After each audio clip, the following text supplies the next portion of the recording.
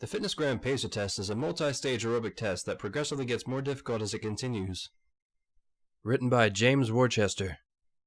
I adjusted my gym bag as I approached the gymnasium. The building looked run down, but a sign posted outside the front door told me I was in the right place to participate in the fitness study. Pacer fitness test, 4 p.m. Earlier that week, a woman had reached out to me over social media and offered me a spot in the study. $200 for an hour's work? I signed up right away. I pushed open the front door to reveal a dozen men and women standing around in exercise clothes. I stuffed my bag in a nearby locker, pausing when a voice came on over the intercom. Please leave your cell phones and any other metal objects inside your locker before passing through the metal detector. Thank you. I looked around at the other runners and shrugged before leaving my phone behind in my bag. We all passed through the metal detector before filing into the gymnasium. I'm sure you can imagine the gym. It's the same one that's inside every rundown high school across the country. It was completely empty and lit by flickering fluorescent lights. I was surprised that I still hadn't seen any researchers. The intercom crackled to life again. Please put on your neck sensors. We'll be using them to check your blood pressure and heart rate as you run. We all walked around to the nearby table, where a dozen blue collars lay with blinking lights. I grabbed the one marked with my name and slid it around my neck. Powerful magnets clipped together on the back, sealing it in place. When each of the other runners had slid their collars into place, we all approached the edge of the basketball court to begin the test. The intercom crackled to life one last time. Welcome to the FitnessGram pacer test. You should run the length of the court each time you hear this sound. Run as long as possible. If you fail to cross the court before the sound, your collar will be detonated. If you attempt to remove your collar, it will be detonated. If you attempt to leave the gymnasium, your collar will be detonated. On your mark, get ready, start. We all ran across the court lengthwise, much faster than normal. When we reached the other side, we all paused, looking around at each other. Most people looked bewildered, but some were laughing. Well, that's one way to motivate you, one of the runners to my right said with a laugh. I guess, I said, touching the thick fabric that made up my collar. I got ready, but had to wait another 2 minutes before the next beep. We all ran the length of the court again. Another 2 or 3 minutes passed. So you guys got the same message that I did, a young woman to my left asked. Participate in a study, get a few $100? Everyone nodded. A few of them were touching their collars the same way I had been. We continued running back and forth, and each time we were given a rest for several minutes.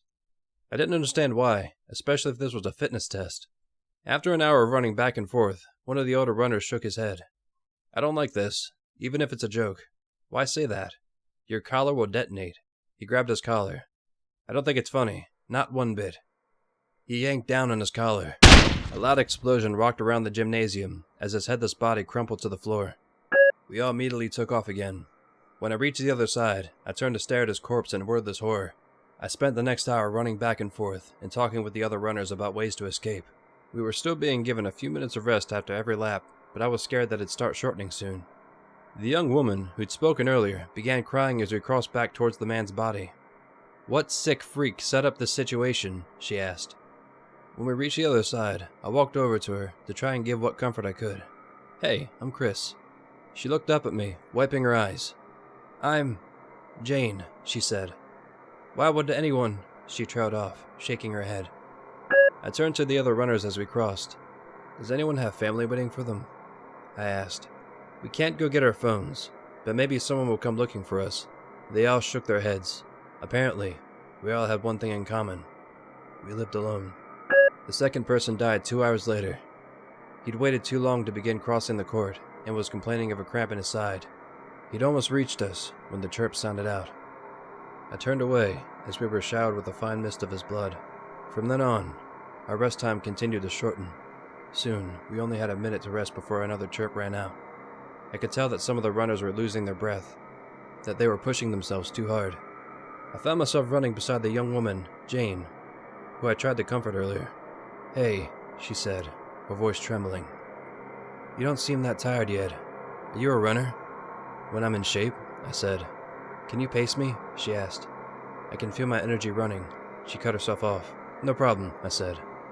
Just run beside me. We crossed the court. I breathed in deep, trying to keep from cramping. 10 seconds passed. The other runners let out a collective gasp with a shortened rest time. I took off again, with Jane running beside me. Half of the runners were still mid-court when the beep came. The rapid explosions nearly deafened me. He took off again, doing her best to avoid the slippery puddles of blood that now littered the court like landmines. Over the next half hour, runners continued to fall behind. After a particularly horrible cycle, all that remained was Jane, me, and one other runner, a young man. "Chris," she said, "I can't keep doing this." She turned to the intercom. Please let us go." The only answer was another. We took off again, only barely reaching the other side. I threw Jane's arm over my shoulder and ran together with her, reaching the other side, just as another beep sounded. I turned to the other runner when we reached the other side. "You gotta help us," I said. He didn't even look at me. Halfway across the court, Jane threw my arm off and pushed me forward. Then she fell to the ground. I paused for a second, then continued on, alone. I looked away, but the explosion was undeniable. I set my jaw and crossed the court. Sweat poured off my forehead in thick droplets. My breath was coming in ragged gasps, and I knew I didn't have much left in me. When I shot a look at the last remaining runner, I would have been pleased to see he looked to be in an even worse state than I was, if he wasn't staring at me with a murderous expression. We crossed the court, and I noticed he was closer to me than he'd been before. He launched himself at me. I dodged, slipping in the pooled blood. His fingernails clawed my arm, but his foot hit the same pool of blood. I pulled him hard, knocking him off his feet, then sprinted for the end. He got to his feet and began running at me. I thought he was going to make it. I thought he was going to grab me again. His furious expression was reduced to a mist of bone and blood just a few inches away from the finish line. I turned away and vomited on the floor. The intercom crackled to life. "Thank you for participating in the Pacer fitness test. You'll find your prize in locker 47. My collar chirped, then fell to the ground. When I'd taken a few steps away from the collar, I collapsed onto the floor, my face wet and sticky with blood. I rested there for a few minutes, waiting for the pain and throbbing in my legs to become bearable. When I got to my feet, I walked into the locker room and immediately called the police on my cell phone.